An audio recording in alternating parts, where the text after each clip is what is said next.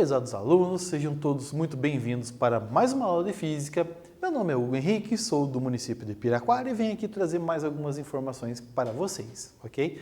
Mas antes de a gente começar a aula, deixa eu passar mais uns detalhes para vocês ali, que é de suma importância no seu desenvolvimento junto com a sua escola. Me acompanhe na tela. Aos estudantes que estão assistindo às aulas pela televisão, entreguem as suas atividades na escola, como também pode resolvê-las pelo Classroom.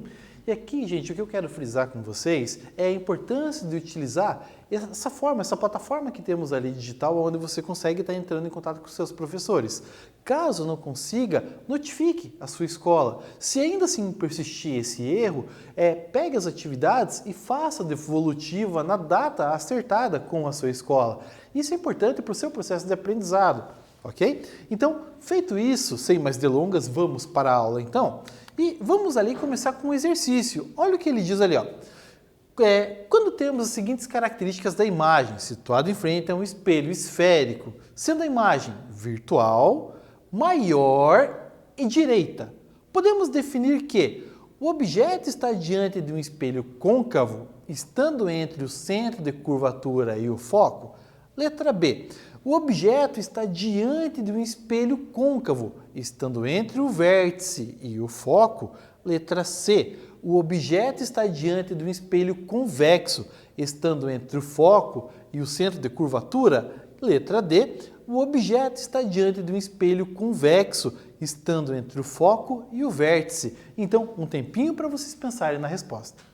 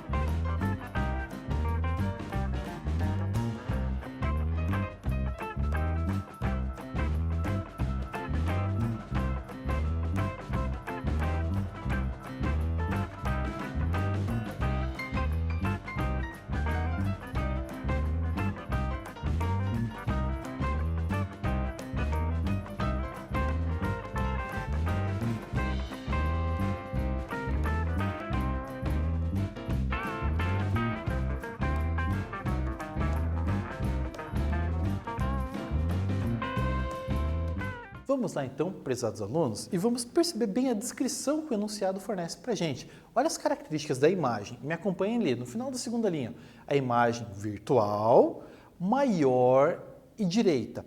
A única circunstância em que isso pode ocorrer é quando você tiver o objeto ali em um espelho côncavo. E a posição dele vai ter que estar ali entre o vértice do espelho e o foco, certo? É a única condição onde você vai ter uma imagem virtual que tem ampliação, ok? Nesse caso, me acompanhe nas respostas aqui, teremos então ali a letra B como referência. Aí você pode comentar comigo, professor, mas em um espelho convexo você também vai ter a imagem virtual. Perfeito, é correto isso. Entretanto, você vai ter redução da imagem e ampliação da área visual, ok? Então, se atente um pouco nesses detalhes ali. Então, vamos ali então à nossa próxima tela, mais um exercício para vocês. Olha o que ele diz ali, ó.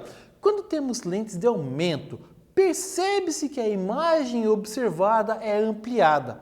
Essa característica da imagem pode ser definida como, vamos lá as opções, Letra A, real e maior. Letra B, real e direita. Letra C, real e invertida.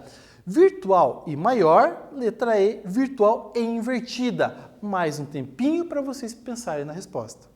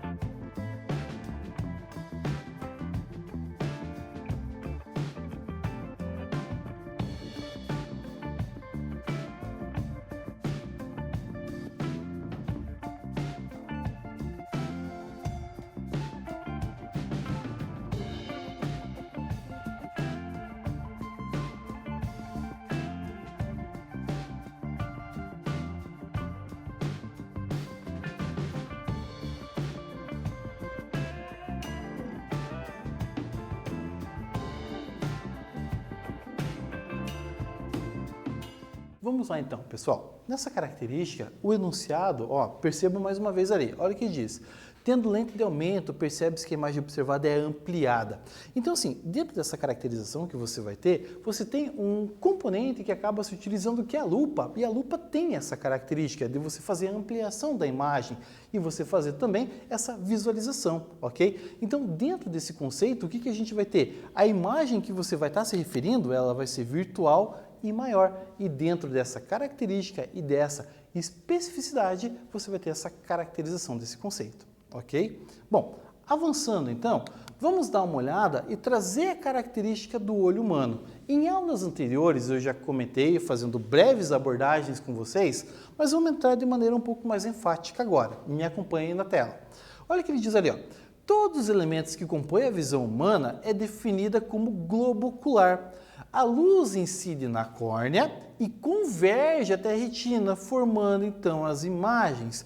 Podemos definir que o olho humano é um sistema óptico extremamente complexo, constituído por diversas partes fisiológicas que compõem esse importante sistema óptico.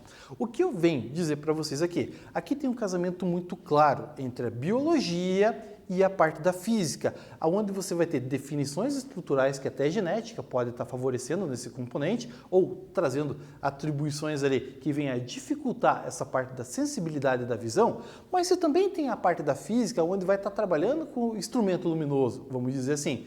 Nessa caracterização, me acompanhem na tela ali que eu vou deixar mais umas coisas evidentes para vocês.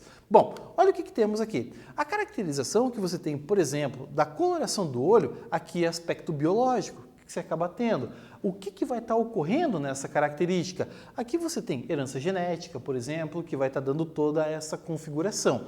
Analisando o olho de uma maneira bem generalizada, temos essa estrutura, tá? Então, dentro desse componente, que a gente pode chamar de órbita, você tem que o olho, ele faz um perfeito encaixe. Por isso que o crânio, você tem que essas cavidades aqui, elas são afundadas para deixar o olho protegido, certo? Você tem a pálpebra também, que numa eventual situação de um objeto que se aproxima, você vai perceber que uma reação natural que você vai ter é fechar o olho. como se isso fosse proteger você de alguma maneira, mas protege a sensibilidade que você tem do olho. Por mais que você receba o impacto, por exemplo, a tendência é você não danificar o globo ocular. Então, você fazendo isso, por exemplo, de fechar o olho, você inibe, por exemplo, entrar poeira, às vezes colidir com algum pequeno animal, principalmente para quem pedala e não usa óculos, percebe muito isso. Às vezes no começo da manhã, mas principalmente no final da tarde, às vezes você está a uma velocidade, sei lá, 20, 30 km por hora, às vezes entra um bichinho no olho e aquilo incomoda pra caramba. Então a ideia de você fechar o olho é justamente para você fazer o quê? Fazer uma proteção dos seus olhos. Essa é uma tendência natural. E detalhe, por mais que você venha a estar trabalhando com esse componente ali, é uma coisa que é tão automatizada que você não percebe. Às vezes, quando alguém, por brincadeira, aproxima a mão, por exemplo, de você, a tendência natural que você faz é fazer o quê? É fechar o olho. É natural você fazer isso. Por quê? É uma característica que temos ali. Então, acaba sendo um componente, não vou dizer que é da parte física, e sim da parte biológica, que você acaba tendo essa estrutura, ok? Voltando aqui então, pessoal, o que temos ali, ó? Quando a gente tira como se fosse essa parte frontal do olho e analisamos o fundo, você vai ter esse componente onde você vai fazer a estruturação do olho, onde ele vai ter uma conexão diretamente com o cérebro. Percebam que você tem aqui, ó, nessa imagem, nesses componentes você vai estar dando suporte, e esse suporte que você tem aqui, ó, vai estar mantendo o seu olho coeso na estrutura do seu crânio, para que você consiga ter, por intermédio, como se fosse desses cabos, vamos dizer assim, aonde você consegue estar trabalhando, convertendo o efeito luminoso em efeito elétrico e levando então assim para o seu cérebro. Mas você olha uma imagem dessa, daí você pensa assim, poxa vida, mas tem componentes que parecem que faz a mesma coisa. Para quem já fez exame de endoscopia, gente, o processo é esse que você acaba trabalhando. Só que aqui você tem um processo que é extremamente natural, ultra complexo que você tem, onde conseguimos desenvolver tecnologia que é baseado nessa estrutura. Então, diversos componentes tecnológicos que temos hoje em dia passa com um estudo mais avançado do corpo humano. E aí você tem estruturas extremamente avançadas, certo? O exame de endoscopia é um deles que eu posso trazer para vocês como referência. Outra ideia, se vocês assim estão nesse período de pandemia e não conseguem ir até a sua escola, muitos de vocês têm um acesso remoto por intermédio da fibra ótica. Opa, mais uma vez está trabalhando esse componente. Na casa de vocês, quando vocês vão no interruptor, por exemplo, onde vocês ligam a lâmpada de determinada peça que você vai fazer, o conceito é o mesmo, que você acaba trabalhando. Então, olha como o desenvolvimento que você tem do aspecto da biologia e da física aplicada nesses componentes, até casada com a ideia da química, traz uma estruturação da vida moderna. Olha que bacana como você vê a aplicabilidade da física nesses conceitos. Então, vamos ali a tela novamente, que eu quero evidenciar mais alguns pontos com vocês, tá? Bom, temos aqui, galera, a estrutura do olho, certo? Então, o que a gente vai ter aqui, ó? Algumas pessoas, de uma maneira generalizada, têm o olho que você pode ter com todas essas estruturas. O que difere de uma para outra é o aspecto visual que você pode ter também por uma tendência genética ou por alguma situação de impacto que venha a causar uma certa dificuldade nesse componente ali. A genética, por exemplo, pode trazer alguns efeitos como o daltonismo, por exemplo, nessa estruturação, ou até alguns outros componentes como a caracterização da cor do seu olho. Mas o conceito que eu vou estar trabalhando aqui com vocês vai envolver mais a parte da física.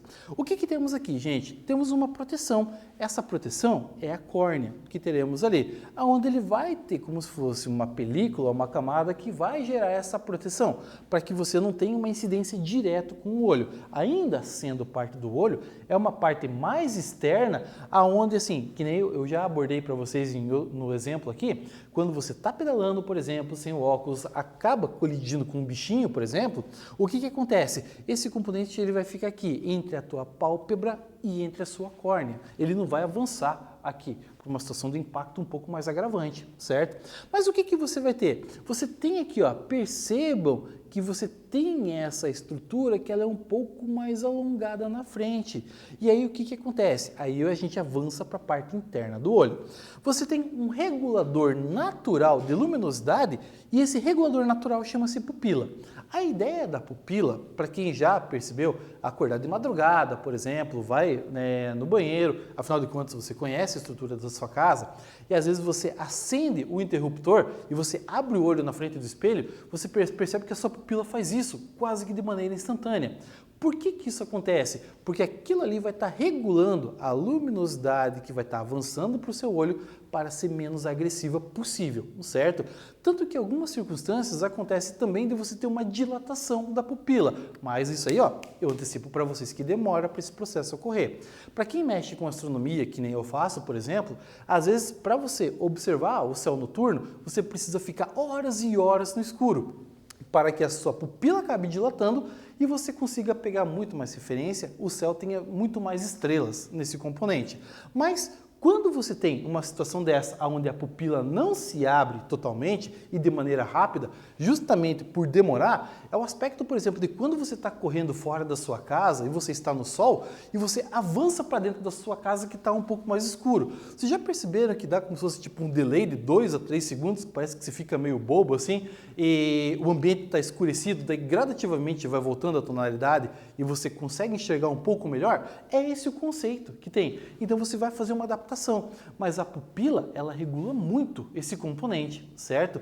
Tanto que quando você vai fazer determinados tipos de observação, que você está no sol, por exemplo, e você vai observar algum componente que está na sombra, pode gerar um pouco mais de dificuldade, diferente se for o inverso. Se você estiver na sombra, observar um objeto que está no sol, certo? Então você tem essa característica que acaba ocorrendo também. Então a pupila tem a função de deixar menos agressiva a luminosidade que avança para o seu olho, certo? O que temos aqui, ó? A ideia é que a gente acaba avançando para o cristalino, a função do cristalino é fazer o quê? É convergir o raio luminoso. Essa convergência que ele vai fazer, ele vai centralizar em um ponto. Esse ponto está atrás do olho, aonde você vai ter a característica de fazer a coleta de dados visuais ou dados luminosos. Nesses dados luminosos, aí você vai concentrar esses componentes mais ali atrás do olho, aonde você vai ter a ideia da retina, e nesse componente você vai começar a fazer a conversão do sistema luminoso para pulso elétrico, certo? Mas já vamos chegar nessa parte ali. Avançando, temos aqui essa ideia do humor vítreo que a gente acaba trabalhando e também a ideia do humor aquoso. Qual que é a função desses componentes? Para quem já viu, por exemplo, em algum filme, alguma coisa, a ideia de um olho humano, às vezes, eventualmente fazendo um corte, por exemplo, no meio cirúrgico, você percebe que parece que tem um monte de cristais. Mas isso não só do olho humano, de uma maneira generalizada você consegue ir trabalhando com esse conceito. Essa ideia dessa cristalização que você tem ali é para favorecer ou para oportunizar o melhor fluxo luminoso. Aí você consegue estar concentrando esse componente, chegando lá e percorrendo toda essa distância ocular, ok? Quando você percorre essa distância, você tem que centralizar isso em algum ponto. Essa centralização nesse algum ponto, aí vem a ideia da retina, onde você vai fazer a coleta, certo? Percebam que o raio luminoso ele está chegando desse jeito, ele vai fazer essa estruturação. Então ele vai estar convergendo. Ele vai convergir para onde? Para a retina. E nessa ideia você consegue ter a característica visual. Detalhe que você vai ter, a tua visão de observação você vai enxergar ela de ponta cabeça.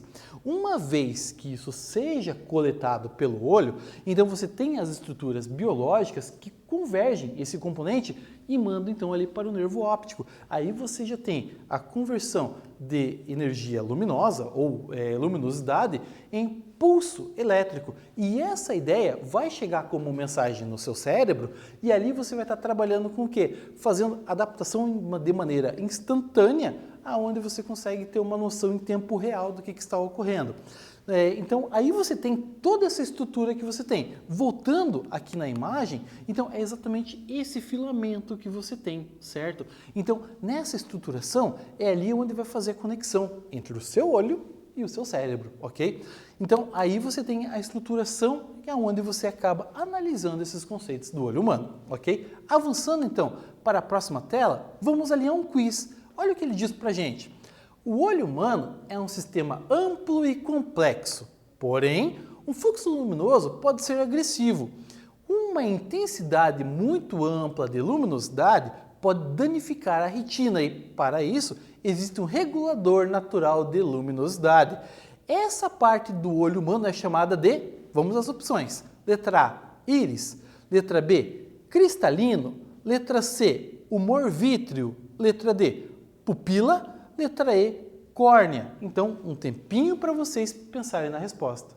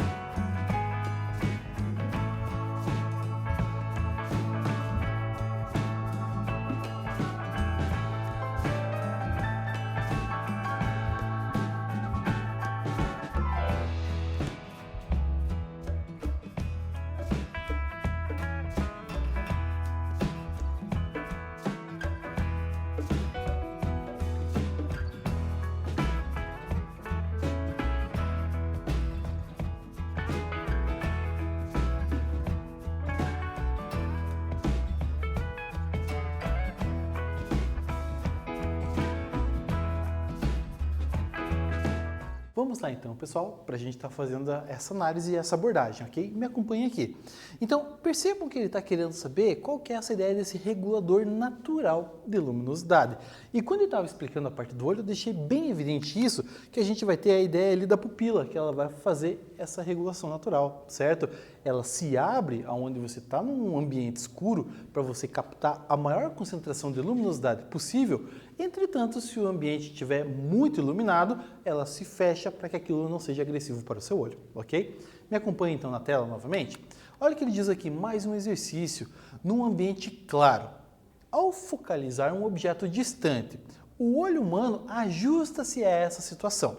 Se a pessoa passa em seguida para um ambiente de penumbra, ou seja, um ambiente que está um pouco mais escurecido ali, certo?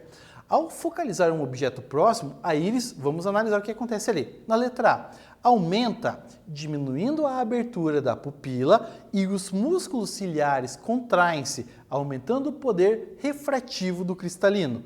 Letra B, diminui, aumentando a abertura da pupila e os músculos ciliares contraem-se, aumentando o poder refrativo do cristalino. Então, um tempinho para vocês pensarem na resposta.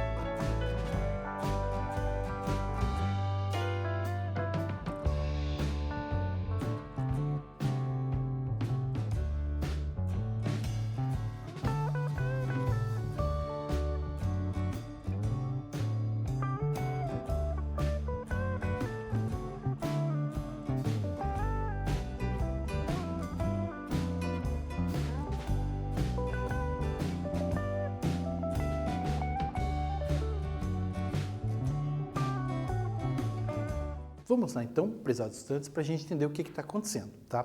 Nesse conceito, vamos lembrar aquele exemplo que eu falei para vocês. Você está correndo, principalmente criança, né? Está no sol, jogando vôlei, jogando futebol, daí de repente entra correndo dentro da casa, sei lá, para tomar um suco, uma água, e aí o que você percebe? Aí dá essa diferença ali de luminosidade. O que acontece? O teu olho, basicamente, você fica com um ponto cego durante alguns instantes, mas Biologicamente, o que está ocorrendo e como que isso vai estar influenciando na física? Vamos ali as opções. Olha o que temos ali. Na letra A, aumenta, diminuindo a abertura da pupila, e os músculos ciliares contraem-se, aumentando o poder refrativo do cristalino, ou diminui, aumentando a abertura da pupila e os músculos ciliares contraem-se, aumentando o poder refrativo. O que eu posso dizer para vocês, queridos alunos, é que assim, você vai ter um aumento da pupila, e é justamente para fazer o quê? Para você conseguir ter uma captação de luz ambiente um pouco maior. Lógico que não é instantâneo, demora um certo intervalo de tempo. Por isso, o que acontece? Você vai ficar assim, num ambiente, quando você entra muito rápido, você vai ficar meio que cego durante alguns instantes, até que faça essa adaptação, ok? Então, temos ali a letra B como resposta correta. Vamos avançar então para a nossa próxima tela? Temos aqui mais um quiz. Olha o que ele diz pra gente. Os fotorreceptores são células especializadas na captação da luz, que estão localizadas em que parte do olho humano? Vamos às opções. Letra A, córnea. Letra B, esclera. Letra C, pupila. Letra D, retina. Letra E, íris. Então, um tempinho para vocês pensarem na resposta.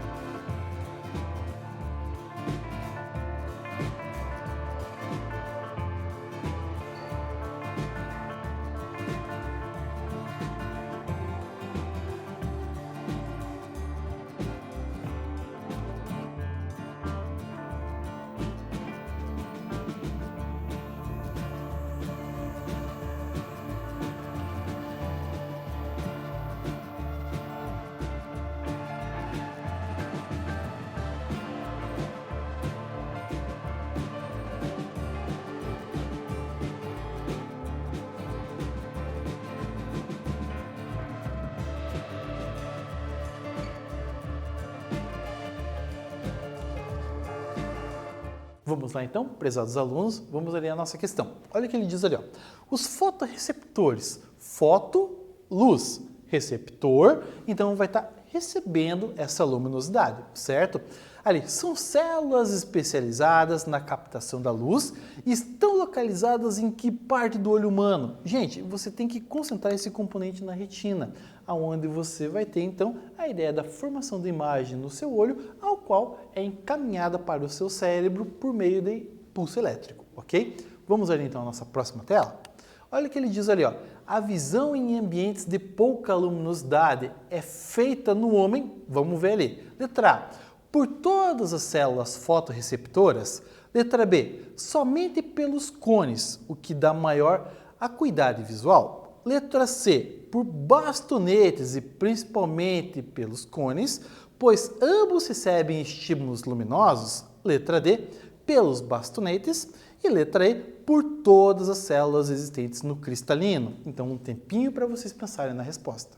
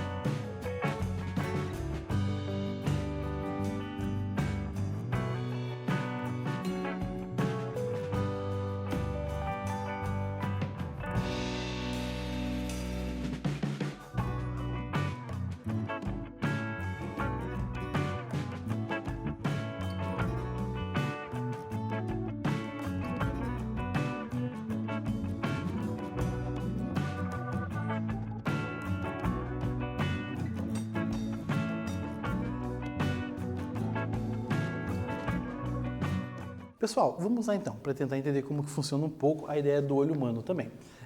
Você vai ter, assim, a sua concentração focal é no eixo aonde você está direcionando a sua visão. Entretanto, isso não quer dizer que você não consiga enxergar o que ocorre à sua lateral, certo? Tanto que às vezes você tem aquela sensação de movimentação que tem lateralmente e às vezes você não está olhando direito para aquela localidade, para aquela região, entretanto você percebe uma noção de movimento. Isso foi uma adaptação natural que fizemos ali ao longo de gerações e gerações, porque hoje temos uma estrutura moderna onde cada um tem a sua casa, cada um consegue avançar, por exemplo, até o supermercado para pegar o seu alimento. Entretanto, em tempos mais remotos, você tinha que caçar. E qualquer componente que você tinha que se mexesse à sua proximidade, aquilo poderia gerar perigo. Então, o que acontece? É tão natural quando você acaba vendo alguma coisa meio que se mexendo do lado, você já concentrar a visão, porque aquilo ali pode ser alguma coisa que te chamou a atenção. Aquilo pode ser, sei lá, uma folha que está sendo levada pelo vento, pode ser um rato que esteja passando, sei lá, depende da estrutura que você vai estar tendo ali. Entretanto, quando você vai fazer algumas observações astronômicas, por exemplo, você olhar diretamente para o componente, você não vai conseguir enxergar. Você tem que olhar um pouquinho para o lado. Quando você olha um pouquinho para o lado, às vezes você vê borrões no céu. Esses borrões podem ser aglomerados que você acabe observando. E nessa estrutura, a concentração direta do seu ponto focal não vai ajudar. Você tem que olhar um pouquinho para o lado. Aí você vai ter os bastonetes da tua visão, que eles vão estar fazendo essa função de estar mostrando esse borrão que tem no céu. E garanto para vocês que tem diversos borrões, certo? Então você consegue estar observando diversos componentes estruturais ali que você tem ali no universo. Entretanto, você tem que olhar para o local adequado e de maneira correta também, certo? Então vamos ali à nossa questão. Olha o que ele diz ali, ó. A visão em ambiente de pouca luminosidade é feita pelo homem pelos bastonetes, porque você vai estar trabalhando com outra região do olho, aonde você não vai ter uma concentração focal direta, você vai ter uma visão mais parcial assim dos lados, e aí você consegue ter uma melhor qualidade visual nesse tipo de circunstância, ok? Me acompanhe na tela novamente. Então, ali, ó, os bastonetes detectam a luz e o cone faz a coloração que temos ali, que é a nossa percepção visual que temos ali dentro desse conceito de cores, ok? Avançando aqui, ó, se a gente for analisar, por exemplo, a ideia de répteis, aqui eu quis trazer esse componente para vocês, também trabalhando com o olho, mas de outra característica. Olha o que ele diz ali, ó. Diferente da visão humana, baseada em luminosidade e cores, a visão dos répteis não é o sentido principal, mas a sua visão noturna é mais aguçada, fazendo deles excelentes predadores noturnos. Sua visão é baseada no azul e no verde. Possuem um sistema vomeronasal que permite, por captação de moléculas de ar, identificar uma presa em potencial. Outras, por sua vez, conseguem sentir as ondas de calor, fazendo-as enxergar na mais profunda escuridão. O lagarto enxerga mais cores do que os humanos, vendo em tonalidades mais vivas as cores além do ultravioleta, certo? Então temos que nessa característica a gente padroniza o estudo dentro do aspecto do olho humano, mas você tem olhos de outros tipos de animais também e cada um tem a sua característica, ok? Vamos avançar então para a nossa próxima tela. Então, o que vimos aqui? Demos uma olhada na parte do olho humano, vimos também um pouco sobre os olhos dos répteis e aí eu deixo para vocês a pergunta para vocês darem uma pesquisada. Como que funciona o olho dos peixes, o olho das aves, pegando a águia como referência e também dos felinos? Então, fica isso para vocês fazerem como pesquisa. Um grande abraço e nos vemos na próxima aula.